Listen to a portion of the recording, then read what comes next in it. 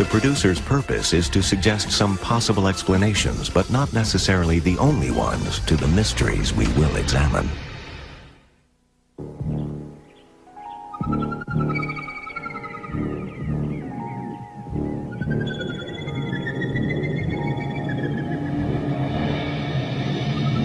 In a single day in 79 AD, the entire city of Pompeii was buried by a massive volcanic eruption.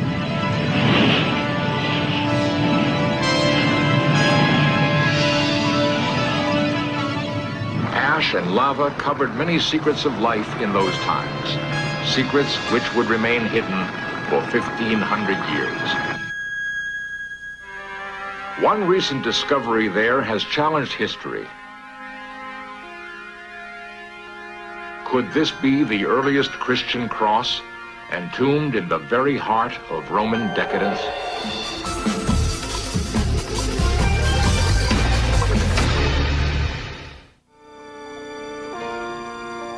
No ancient civilization could match the grandeur of Rome. Even her outlying towns bear witness to the wealth of the empire. Most of her monuments have eroded, but the city of Pompeii is the one place where the past of Rome was sealed in the earth and not lost. Wall paintings give us a glimpse of life in Pompeii. The city as a whole gives us a large window, looking into a single day of that era, 1,900 years ago.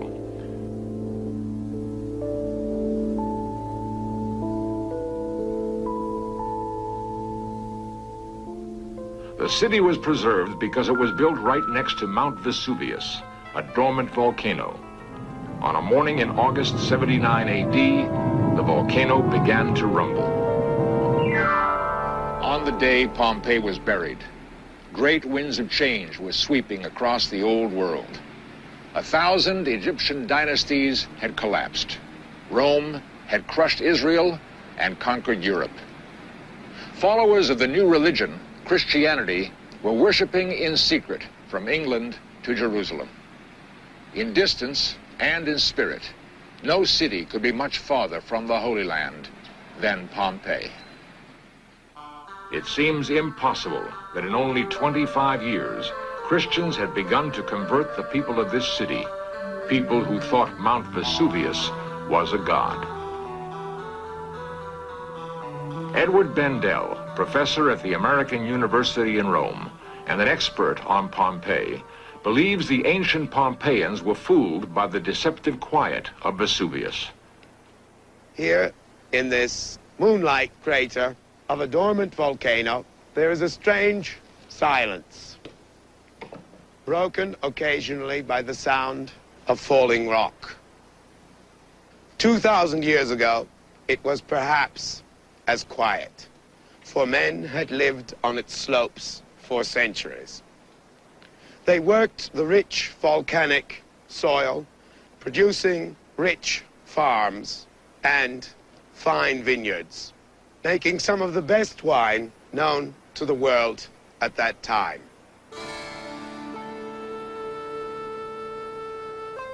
With a natural harbor nearby and a mild climate, Pompeii prospered. The volcano would rumble, but the citizens ignored the danger. Vesuvius had never erupted, they believed, and no one suspected it ever would. They had no idea they were living on a time bomb. The events of 62 AD might have given a warning.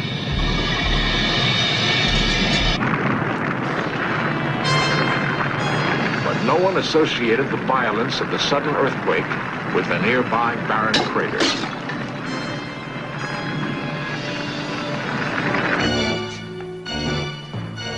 Were the gods cursing Pompeii? Should the city be abandoned?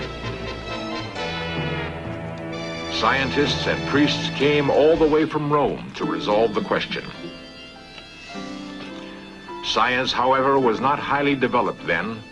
They consulted astrological charts, searched for obscure references in the writings of ancient philosophers, and for this life or death matter, called in a consultant to double-check their results. He was a highly respected professor of augury who could predict the future by reading the entrails of birds.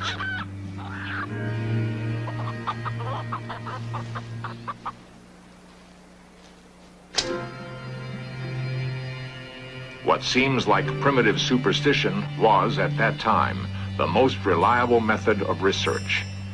The augurer carefully measured the liver or the gallbladder, comparing the size and shape to classic norms. He concluded Pompeii was safe. All the experts agreed. Remarkably, no one noticed the volcano had begun smoking. Deep within the earth, however, pressures were mounting. Pompeii was given one last warning. In the middle of August 79 AD, the wells went dry. Underground water had shifted, generating tons of pressure deep inside Vesuvius. Then came August 24th.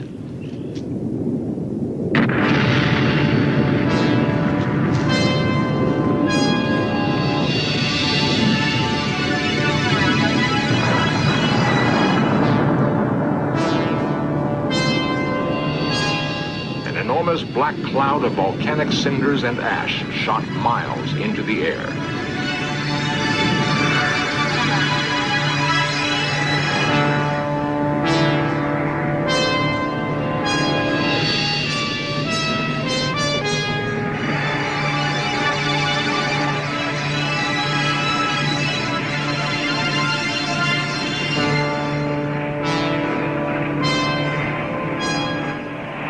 Incredible as it seems, many of the people did not flee.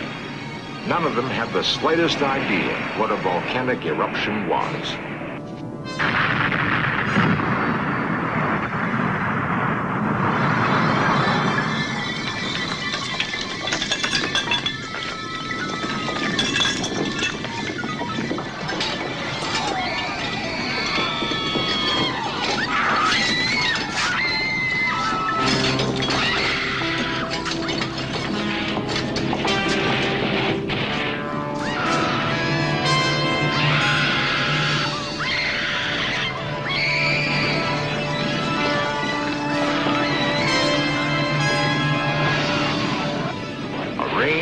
Cinders started fires all over the city. For the once complacent citizens, it was too late to escape. Sulfur fumes killed many on the spot.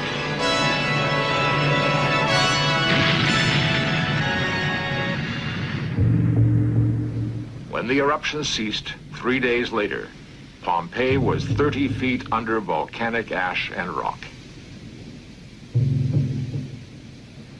The Roman Empire fell. The Middle Ages passed. Columbus discovered America. All that historians knew about Pompeii came from fragments of old Roman records. It was remembered only as a typical pleasure-loving resort. When the lost city was found and excavated, however, surprising evidence for the first Christian cross was discovered, sealed deep in the earth.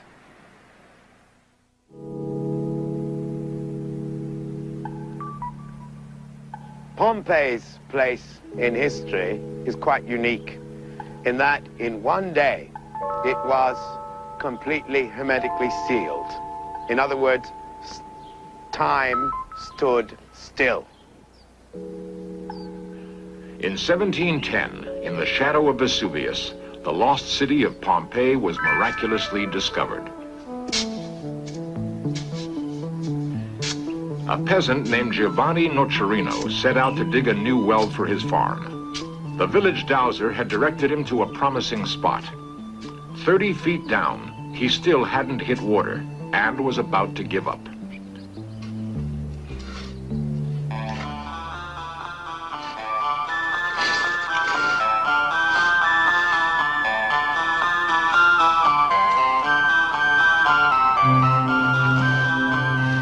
For as long as anyone could remember, local legends told of a fabulous city buried far underground, teeming with gold and jewels.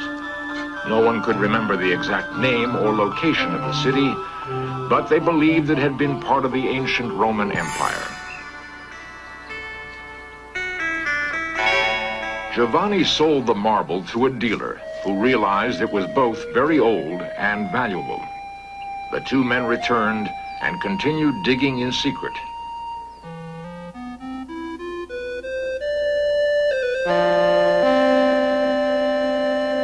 They found treasure beyond their dreams, not only statues and coins, but an entire city that extended for miles. The strange soil was so soft they could dig with bare hands, yet firm enough to tunnel in all directions. They realized the old legends of a lost city were true.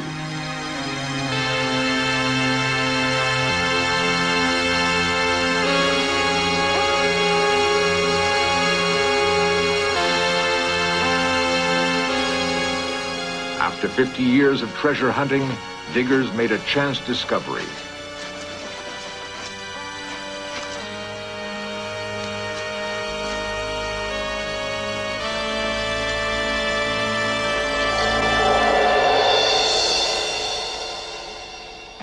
From that day in 1760 to the present, excavations in Pompeii have continued. Early explorers carted away whatever they found.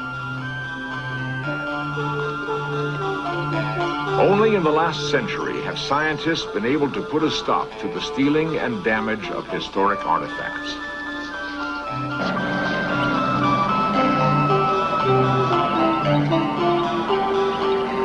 This control led to the most dramatic find of all.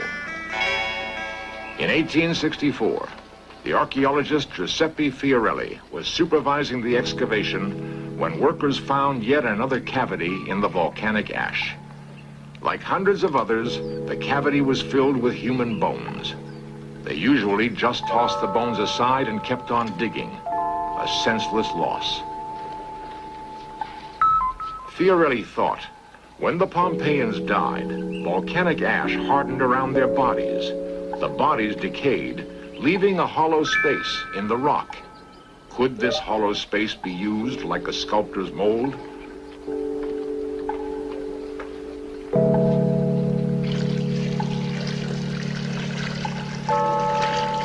He tried an experiment.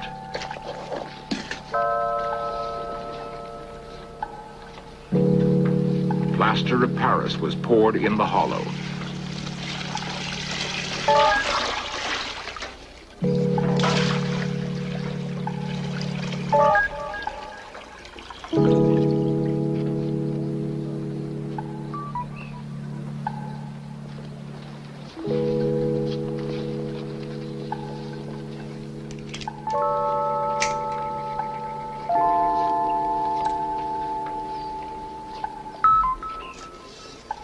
Then, very carefully, they scraped away the surrounding ash and cinders.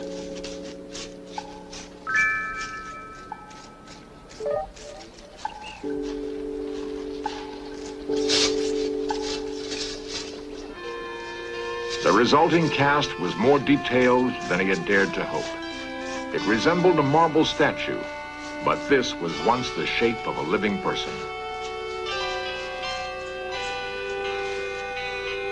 A mule driver huddled under a balcony. A young woman trapped in the street. A dog left behind, chained to a post. And many others, literally frozen in time.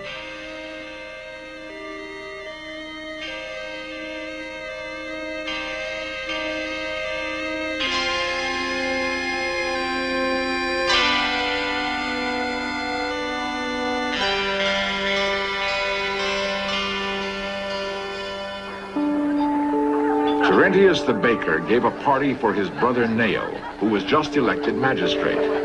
Their friends came and drank all night.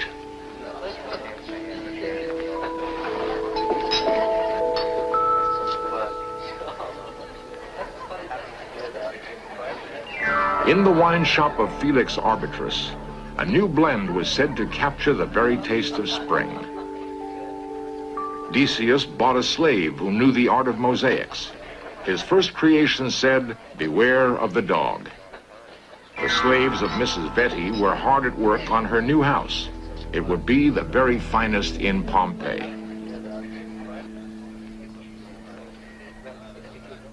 This is the atrium of a typical Roman house, of a wealthy family, naturally.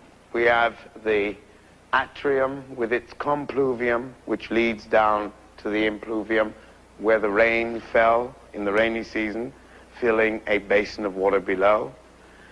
The family life revolved around this area. You will find that you have small rooms, the cubicles, the triclinium or dining room, which we find back there. In the morning, mother would have got up and the servants would have gone into her cubicle and done her hair. Father would have got up out of his, because it was recommended by the Romans not to sleep together. It led to bad marriages.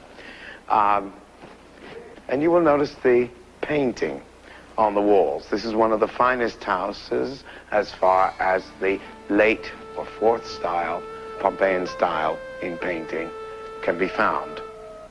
But life was comfortable, calm in these houses, the open air in the garden behind, the open air in the atrium. For all of Pompeii's value as a treasure chest of antiquity, the city is, ironically, better known for its many lewd murals.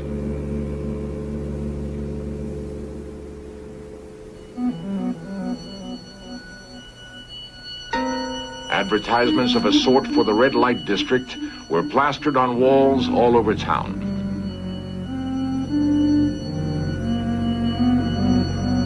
What has survived in Pompeii are records of frivolity, decadence, and still another facet of Roman civilization, savagery. In here you had the sport, which included men against animals, animals against animals, and men against men. The Romans loved blood sport. If they ran out of gladiators, they would then go to the local jail, get a condemned prisoner or a group of condemned prisoners, and it was like that, slitting the throat, so to speak. At one point, the competition between the two gladiatorial shows was so strong that the populace in the arena joined into the fight, and there was a gross bloodbath. For this reason, the government in Rome closed this amphitheater for 10 years. Discovery of strange murals brought up another mystery in Pompeii. The scenes seem to depict religious rituals, but to this day, no one has been able to explain their meaning.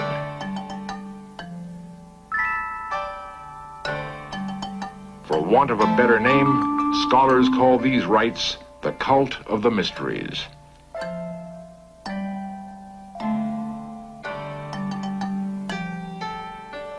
No culture in history has been without religion. The Romans borrowed from the Greeks and created a panoply of gods. Evidence has been found in Pompeii showing tributes and sacrifices paid to Jupiter, Juno, Mars, and dozens of other pagan gods.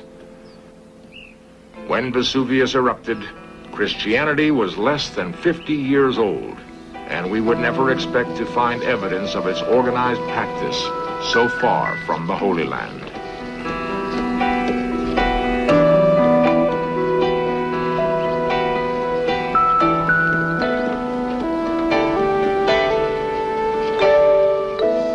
However, in nearby Herculaneum, sister city of Pompeii, a small object was found over a simple altar.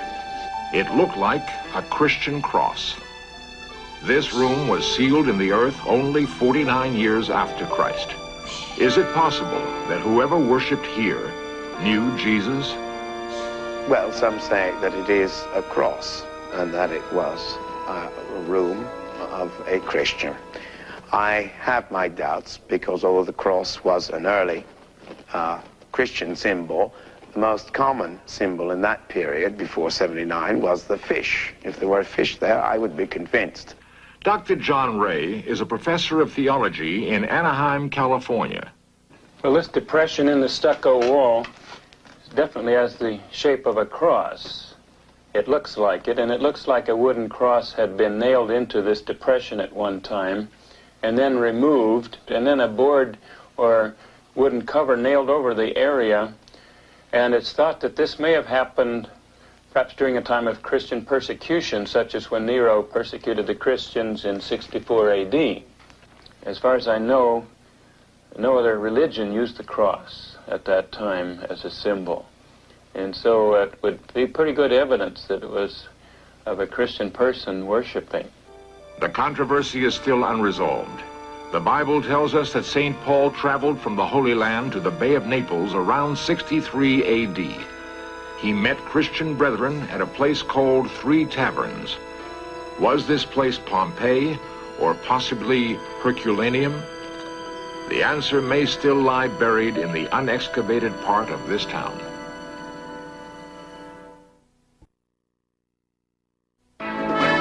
Coming up next, In Search Of continues with a probe into time travel. Then 20th Century with Mike Wallace reports on the scrutiny of the police in the wake of the Rodney King and Amadou Diallo incidents. And later tonight, The Men Who Killed Kennedy takes a close look at the evidence that Lee Harvey Oswald may not have acted alone. At 9, here on the History Channel, where the past comes alive.